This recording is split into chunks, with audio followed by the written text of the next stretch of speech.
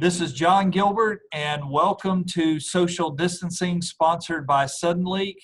We are joined today by four members of the ECU Baseball team. We have Alec Burleson, Thomas Francisco, Seth Caddell, and Ryder Giles. Welcome, guys. Thanks for joining us. Thank you for having us. Great to be here. Yeah, thank you. All right, we're going to go around the screen, and I want everybody to tell us where you're calling from and what you have been up to over the last couple days. Ryder, I'm going to start with you. Okay, so I'm calling from my house in Vass, North Carolina. Just been working out, played golf a couple times. We're just trying to find ways to be creative around the house and staying active. Seth? I'm calling from Carthage, North Carolina, here at my house right now. Not much of anything, just been doing schoolwork, texting the baseball guys, and that's about it, honestly. And what, Seth, what is the population of Carthage, North Carolina? I have no idea, but it's not that many. And Ryder, what about Vass? What's the population of Vass? I would say half of what Carthage's population is. All right, Thomas Francisco, tell us what you've been up to and where you're calling from. I'm calling from my back deck in Abingdon, Virginia. Basically, I've been doing schoolwork, trying to go to the cage as many times as possible, and just spending time with family. So that's about all. And Alec? I'm calling from my house here in Denver, North Carolina, and just doing schoolwork, heading to the field, taking some BP, playing a lot of golf, working out downstairs. So kind of similar to what everybody else is doing. Burley, I know you're talented on the baseball field, multiple positions. What is your golf handicap right now? It's not very good. I golf right-handed, so I'm still trying to get the hang of that. But I just go out there and have fun. I got to the point now where I don't lose many balls, so that's a plus.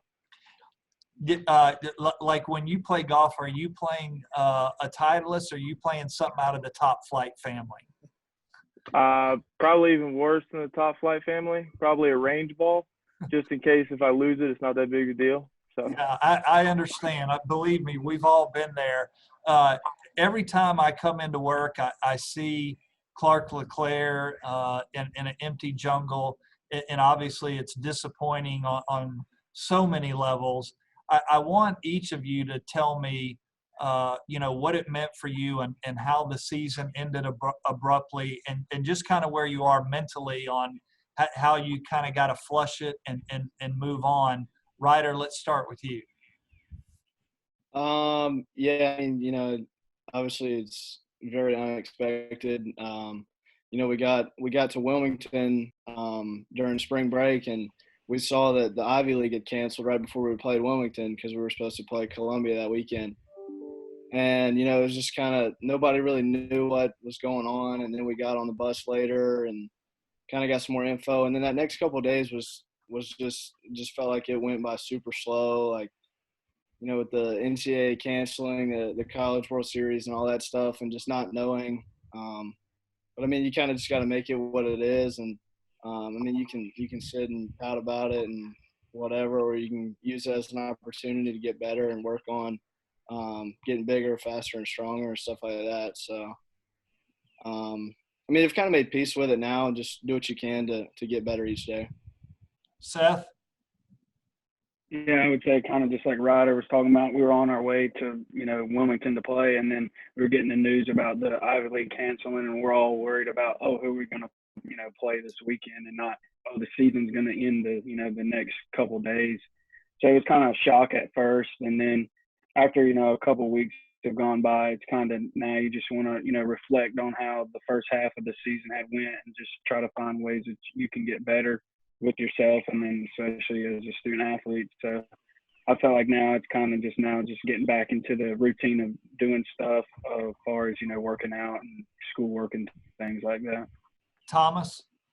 Yeah, basically what they've said. It's really disappointing, but we're going to be back on the field at some point in the future. So just kind of using this time to get better. So when we do get back on the field, we'll be able to help the Pirates out. And Burley. I mean, it just kind of hit us really fast. You know, we were, like I said, we were at Wilmington, and next thing you know, we're trying to find somebody to play that weekend, and the next thing you know, our season's over.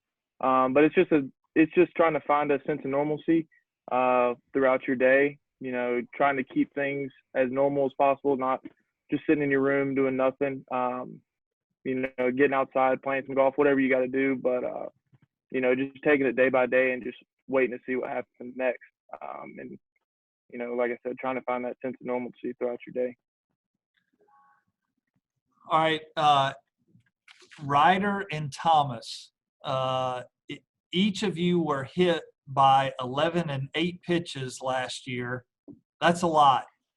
Do you rank each one of them from like a pain 1 to 10? And have you ever had a 10 on a pain standpoint? And could you talk about it? Thomas, we'll start with you. To be honest with you, I couldn't rank them.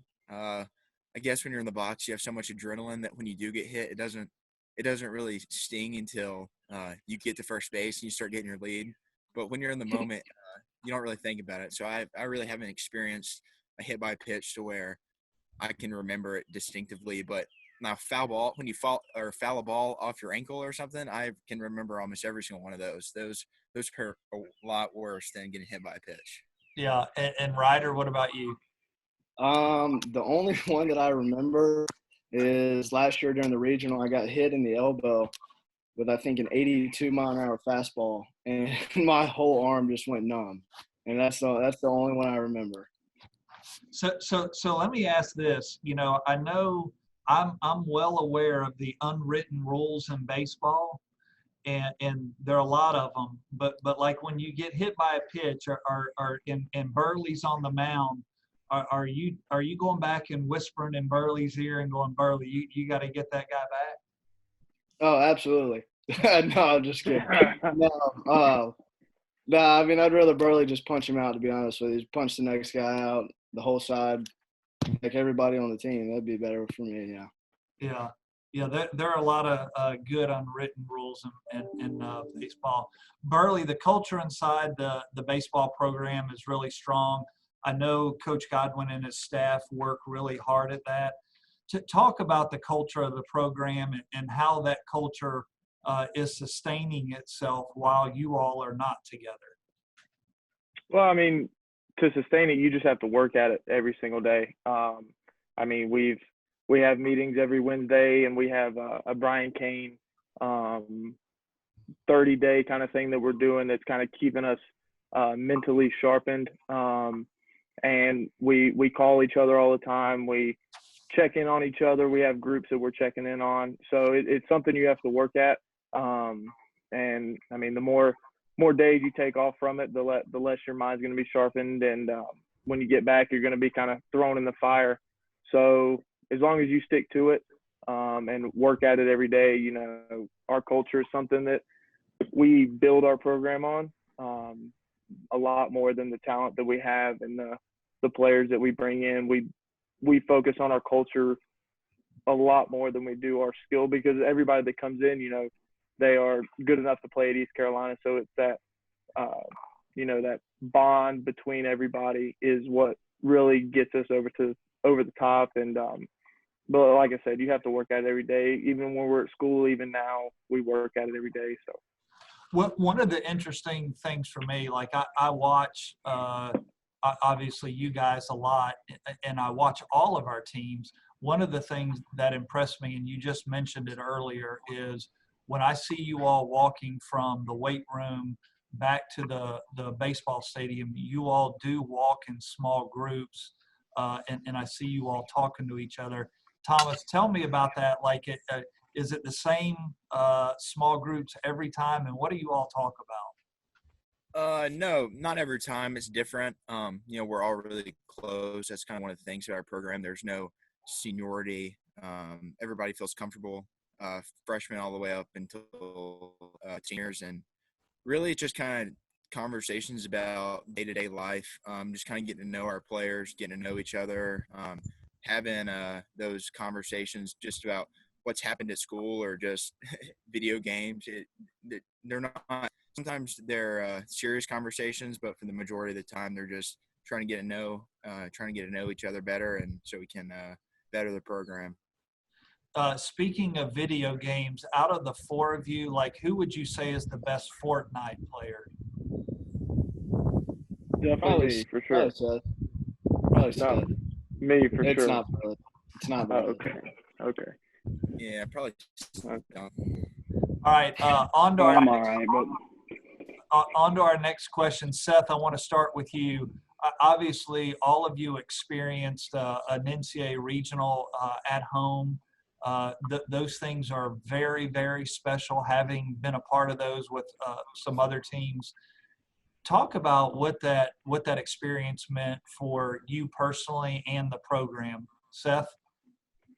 I would just say for the program, it's just amazing my first 2 years to come in and host two regionals and have the success that we've had since I've came in. And then I would just say from a personal standpoint, just seeing all the fans and all the people that care for us that we wouldn't even realize or think about, it's kind of unreal just to know that how much support we get from Pirate Nation and how much they mean to us and how much we mean to them. So I would just say it's been really fun those first 2 years having that experience and just being able to partake in it. And just it's so loud, it's almost silent because there's so many people in Clark LeClaire going crazy, but it's been really good. Seth, staying with you, you had your first career triple this year at a game in Charlotte. Do you think you would have made a run at the single season record of 6 if we kept playing this year? I mean, probably. I mean, I wouldn't doubt it. I've gotten a little bit faster, so it is what it is. I mean, wind might help it out. A couple people diving, misplaying, and it was close. You never know. Yeah. Alec, I know last summer you had an outstanding summer playing for the collegiate national team, the walk-off home run against Japan. Talk about that experience and what it meant for you going from that experience and then coming back and getting into the season. So, you're around a whole new team, you're around a whole new group of coaches. And it was a good experience to, travel the country and kind of see how they play baseball, their culture related to baseball, and, seeing how they play the game. That was an awesome experience. And, just traveling the world, I haven't been out of the country, so that was a good experience. But, getting different, philosophies or different ideas on the game of baseball, and being able to bring that back and have conversations like that. And, it really helped because we had such a short amount of time together over the summer, and seeing how we all bonded so quickly and being able to translate that, to our team and kind of just help the new guys coming in and talk to some of the older guys and, talk to them about those philosophies or ideas that I heard was really good for our team. Seth, if I'm standing at third base and I do this, what does that mean? Well, it just depends. We have to look down at our card and see what sign Coach G's given us. Most likely for me, it's probably a green light or don't swing, but it ain't going to be probably a steal or anything like that. I can tell you that for sure. Good one. Now, what Netflix shows are you all currently watching? Burley, I'm going to start with you. I just started the Innocent Files. It just came out on Netflix. Yeah, and other than that, probably watching some SpongeBob. That's about it. Francisco, what are you watching now? Criminal Minds, kind of a new one that I started watching, and then The Office. It's a classic. It's my favorite. Can never watch that enough. Seth? I'd say I just finished up the Ozark season that they just had, and right now I'm on a show called Peaky Blinders. Yeah. I just found it. It's not bad. Yeah, I've heard there's a lot of subtitles, but I've heard it's a really good show. Ryder, what are you watching? Well, I hope I don't get in trouble for saying this, but I've been watching Schitt's Creek. Yeah, Which I've heard that's really funny show. It's hilarious. But I've also been watching Jack Ryan. It's not on Netflix, but it's on Amazon Prime. Yes, that's a good really show. good. You can tell I've been watching a little bit of TV myself. All right, we're going to go through some rapid fire questions. The first one is, Burley, we'll start with you. Best dancer on the team? Best dancer on the team. Probably Lane Hoover. Probably have to say Lane Hoover. Do you guys agree with that, and why? I wouldn't say the best, but it's probably the most entertaining. Yeah, there we go. Yeah, for sure. Have any of you ever complained, to our field guy, Joey Perry, about the grass or the mound? I think he complains about the grass more than we do. How we tear it up sometimes. I think he complains more about that than we complain to him. Yeah, I think he's got it where the birds wipe their feet before they land on it. Yeah, probably. Oh, yeah. Best nickname on the team? Oh, God. Probably Hoover as well. He's a Rocket Man. That's a good one. And how did he get that one? Just because he's really fast. I'm not going to ask any further on that. The fastest player on the team from home to first? Probably Hoover as well. Hoover. So Bryson, he's fast in every aspect of his life. Oh, yeah. Except for thinking, yes. Oh. Yeah. All right, we're going to play a little game. Would you rather? Okay. Would you rather? All right. So the first one is: would you rather give up bathing for a month or give up Wi-Fi? Burley. Oh, geez. I'd probably have to say Wi-Fi. I can't go without a shower. Francisco. Yeah, Wi-Fi for sure. Just use cellular data. Seth. Wi-Fi, shower. I'd definitely rather shower than have the Wi-Fi. And then what about you, Ryder? Same. Yeah, I'd rather have the shower. And then what about, would you rather live on the beach or a cabin in the woods? Ryder. On the beach, definitely. Seth. Yeah, beach, for sure. Thomas. I would say a cabin in the woods. Oh, I like it. Yeah. Burley. On the beach. Would you rather be forced to eat only spicy food or incredibly bland food? Burley? Incredibly bland. I'm not a fan of too spicy food. Thomas? Spicy food. I love spicy food, so I'd be fine. Seth? Yeah, I'd have to do with the spicy food. I like a little heat. Ryder? Definitely spicy. Gotta get a little flavor in there. All right, Ryder, I'm going to start with you on the next question. Would you rather have hair like Cliff Godwin or Alec Burleson? I'd probably say Burley. Cliff doesn't have much up there. So. Seth? I don't know. I've had long hair before. I'd rather just not have much than have to deal with that. So you're going Cliff. Yeah. Thomas? Definitely Burley, because then I have something to work with. Yeah. And Burley, you can choose yourself. Yeah, I'm gonna have to keep my own hair. Yeah, that's a good look for you. Would you rather live without the internet or air conditioning or heating? Burley.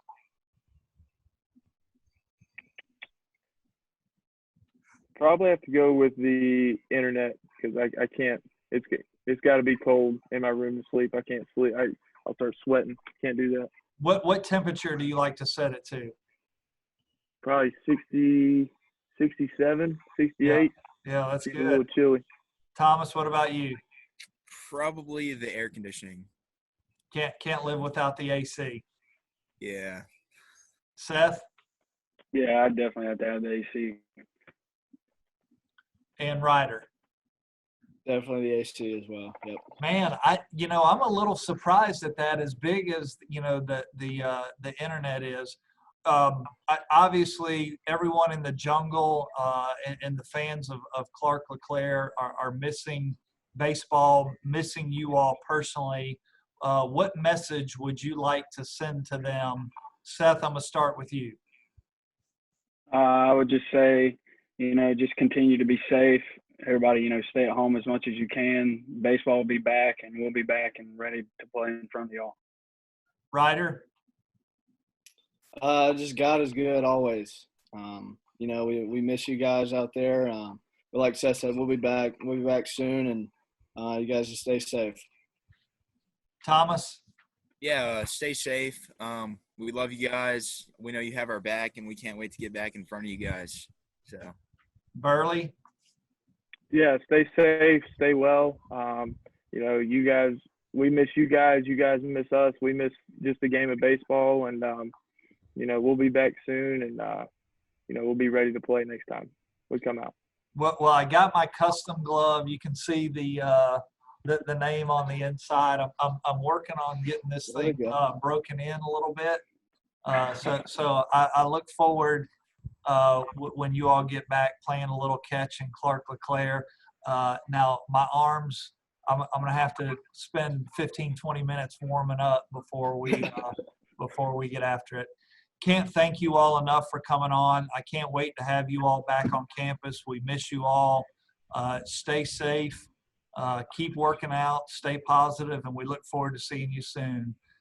This is Jon Gilbert for Ryder Giles, Seth Caddell, Thomas Francisco, and Alec Burleson. You've experienced social distancing sponsored by Suddenly.